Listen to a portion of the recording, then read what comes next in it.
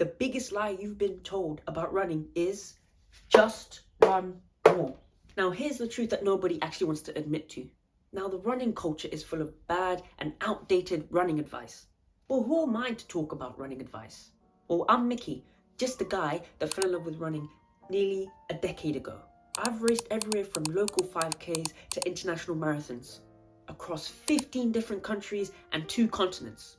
I've stood on podiums more times than I can even count. Even some surprise wins I never even saw coming. I've broken the sub 20 minute 5K, I've broken the sub 40 minute 10K, and I've even broken the sub 1 hour 30 half marathon. All before I turned 18. And I did this without all the expensive coaches or fancy training plans, just by trial and error and figuring out what works and what doesn't. But here's what they don't tell you about running. So today I'm going to be exposing the 3 biggest lies told by the running culture. The same myths that nearly ruined my running career before it even started. When I first started running, I took this advice to heart, and 2 weeks later, I got shin splints and had to take off 2 months for running. But technically, this advice is right, but you should take it with a pinch of salt. So let's get on with the video. The 3 lies runners believe. Number 1, walking equals failure. Newsflash, walking isn't failure. Quitting the race is failure, because you need to understand that regret is going to last a lifetime, but the pain is temporary. So you should always finish the race. It doesn't matter if you walk, it doesn't matter if you crawl to the finish line. Always finish the race. It's always better to finish the race for your mental. Thing is, with elite runners, when they feel tired, they just hop out the race. They completely quit, which is terrible. Thing is, elite runners don't do it for the love of the game. They do it because they get paid to do it, and they get paid to run at faster times. So if they're not able to do it, they just pull out. But you're not an elite runner. You do it for the love of the game. And you need to push past barriers to get to that finish line. Doesn't matter if you're walking. It always feels better to finish the race than to give up in the middle.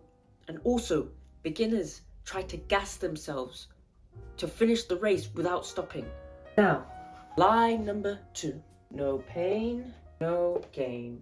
Now, if every run that you're doing feels awful, feels so painful, then you're just doing it wrong.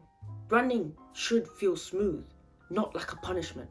And if running always feels awful, it's just your body telling you that you are not running efficiently. And you'll know when you're running efficiently, because you'll be running faster and it'll be feeling easier. Number 3, just run more miles. Now this lie can be the most damaging for your running. This can turn you from loving running to hating running. Now, more miles does not equal better. It's actually the better movement equals better, because if you're overstriding for 50 miles per week, you're just ingraining bad habits. And when you overstride, it can cause issues like shin splints, knee issues, and even IT band syndrome, which is not what you want. So posture and efficiency in running should be something that you should be training to get better at running. So how to fix your running efficiency and posture is by these 3 fixes. Fix 1, run 3 minutes, then walk 30 seconds. Even if you feel you don't need to.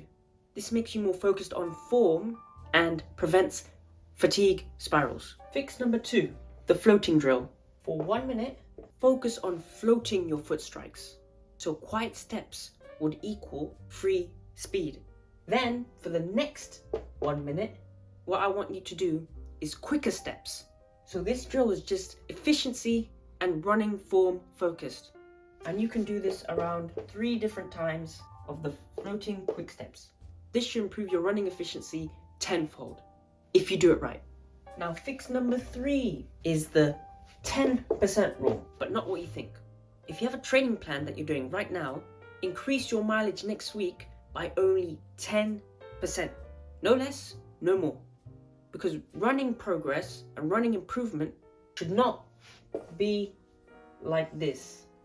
Because what happens when your running increases too fast is it will crash as fast as it went up. Running progress and running improvement only works exponentially, like this graph. where it starts slower, but there hits a point, and that's when exponential growth happens. So follow this rather than this. Always start slow, because in the long run, that's when the exponential growth would happen. Now, here's something I have to remind all my clients. Running is a skill. Practice it.